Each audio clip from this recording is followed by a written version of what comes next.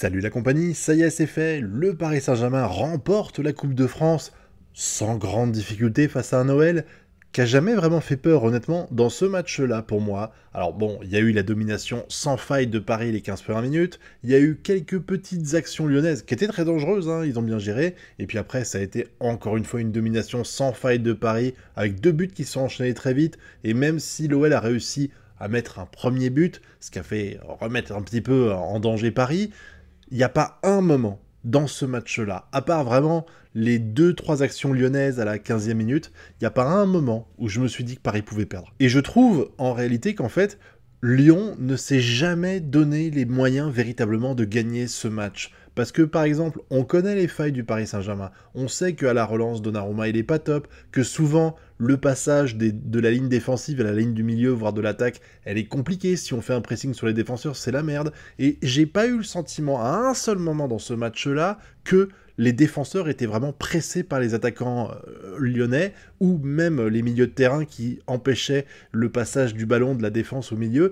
Vraiment, c'était incroyable. J'ai vraiment l'impression que l'OL a laissé jouer Paris, tout simplement, et ça s'est vu parce qu'on a eu une domination. Alors, j'ai pas regardé le pourcentage de possession de balles, mais à mon avis, on est au-dessus de 60% pour Paris. Ils se sont régalés avec trois joueurs qui ont pour moi fait le café dans ce match, Barcola, Dembélé, Ruiz, qui ont tenu la dragée haute à toute l'équipe lyonnaise. Vraiment, Ruiz, c'est incroyable. Je fais un petit peu le truc dans le désordre, hein. Mais Ruiz, c'est incroyable parce que il est vraiment, pour moi, c'est un des maillons faibles de l'équipe depuis le début de la saison, dans les titulaires, j'entends. Et là, bah, il a fait le match de sa vie. Il a fait le match de sa vie, il était présent, il a pressé, il a fait des bonnes passes. Vraiment, en plus, j'ai trouvé que il tenait bien les échanges entre lui et Barcola étaient vraiment bons. C'est presque la première fois que j'ai l'impression de voir vraiment une grosse fluidité. Après, c'est peut-être aussi parce que Barcola était beaucoup plus en vue. Je sais pas si c'est le fait qu'il jouait contre Lyon, mais en tout cas, se faire cracher dessus, ça le motive de fou, Barcola. Je comprends pas, moi je serais lyonnais, je fermerais ma gueule quand il y a Barcola sur le terrain, parce que j'ai l'impression que plus tu le siffles, plus il est fort. C'est arrivé déjà dans les deux matchs avant contre Lyon, et là ça se reproduit encore. Il a été impérial, et du coup, bah, les échanges qu'il a eu avec Ruiz étaient très très bons. Et puis Dembélé, bah, il finit l'année en folie, hein. Il finit l'année de façon folle. Depuis qu'il a joué le match contre le Barça, c'est incroyable.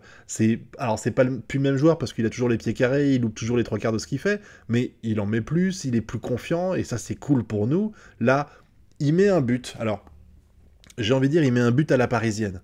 Dans le sens où, pas dans le sens où il y a une façon de mettre un but pour Paris, mais il y a une façon de défendre à chier de Paris qui fait que les attaquants adverses arrivent à marquer. Et là, littéralement, Dembélé, tout seul à 1,50 m des buts, zéro marquage sur lui, c'est littéralement 80% des buts que se mange Paris, j'exagère évidemment, avec la sortie un peu mauvaise du gardien. C'est Péry son nom, il a été préféré à Lopez pendant les matchs de coupe, et honnêtement, il n'avait pas à rougir du tout, jusqu'à cette action-là où il a fait une mauvaise sortie, mais bon, ça arrive, et puis comme il a sauvé le club juste avant, on va rien dire, mais là, vraiment, la sortie de Perry était pas terrible, et Dembélé, bah, il est tout seul, parce que les défenseurs le marquent pas non plus, il est tranquille, mais même, le but que met Ruiz après, c'est pareil, Ruiz, il est seul au second poteau, personne l'emmerde, le joueur, il a le réflexe de se coller au poteau, ce qui permet d'empêcher le premier tir de rentrer, mais bon, il est trop loin pour empêcher le deuxième de Ruiz, hein, qui réessaye et qui marque, mais les deux fois, c'est des actions où il y a tellement de laxisme du niveau de la défense qui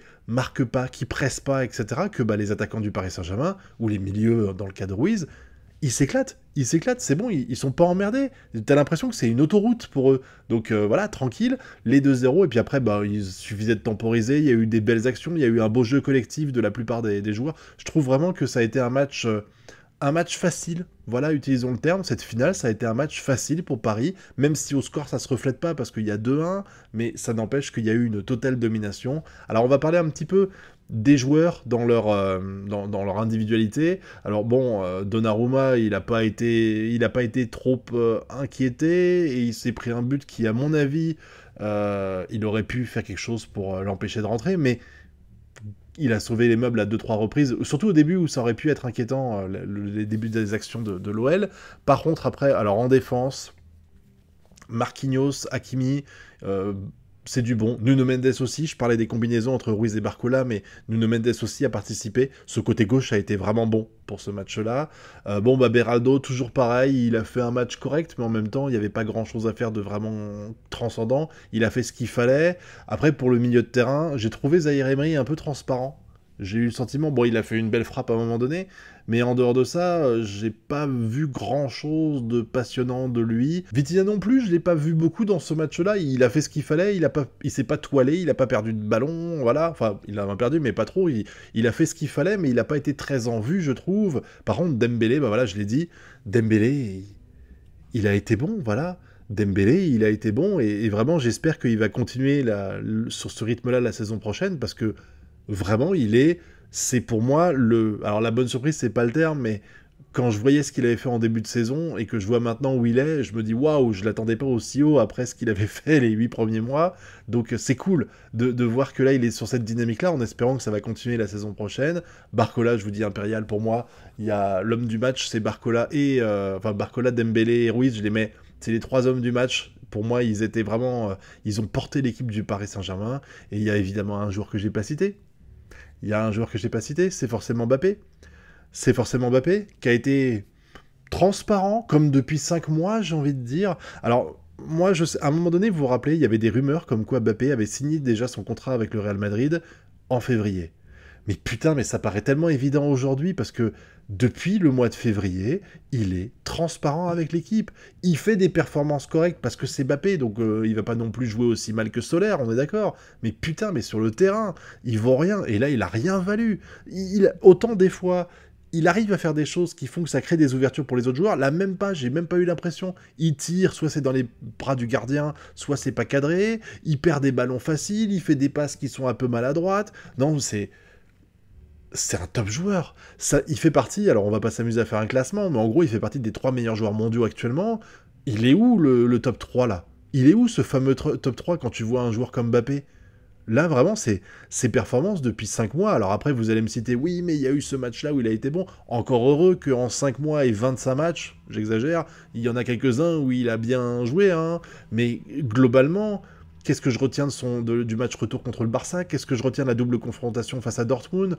Bah pas grand-chose au final. Et je parle pas que de ces matchs-là, je parle dans la globalité, les matchs de championnat et tout ça. J'ai vraiment le sentiment que Mbappé, il est en vacances au Paris Saint-Germain depuis le mois de février. Et c'est super triste pour un professionnel.